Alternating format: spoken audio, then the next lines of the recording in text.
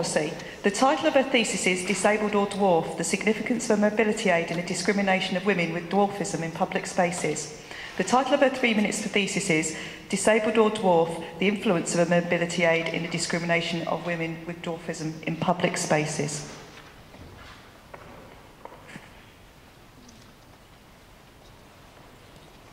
This is Lavinia Warren.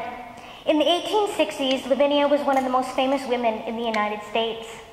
She worked as a midget singer and dancer for P.T. Barnum's Circus and Freak Show in New York City.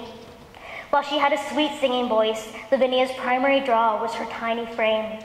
Her body was used to represent oddity and difference, and her performances allowed the audience to gaze at her unflinchingly. Lavinia is one example of how people with dwarfism have been objectified and exhibited as abnormal, freakish, and seen to be less than fully human. There are over 200 distinct impairments that cause dwarfism, many of which cause physical restrictions and mobility issues and require the use of an aid, such as a wheelchair or scooter, when navigating public spaces. But people with dwarfism have been categorized separately from both disabled and non-disabled people. My research focuses on how women with dwarfism experience disability as social oppression. In disability studies, we examine disability as an external form of social oppression, where people with impairments are systematically discriminated against and from fully participating in social and economic spheres because of systematic barriers. I want to understand how women with dwarfism experience disability as social oppression.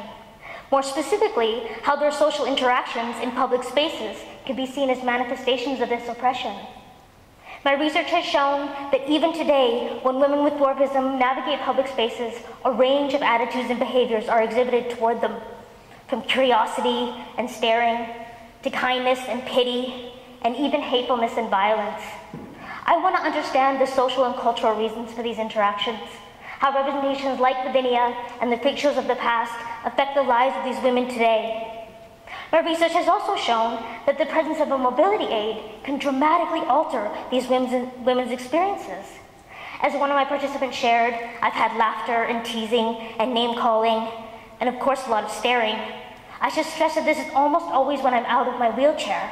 When I'm in my wheelchair, I'm invisible, and when I'm out, it's a freak show. I want to understand this difference. Why is it that a mobility aid, one of the central markers of an impairment, and the presence of a disabled person alter these women's experiences so dramatically? Does it confuse the social and cultural categorizations they've been placed in throughout history? Are they disabled or a dwarf? Thank you.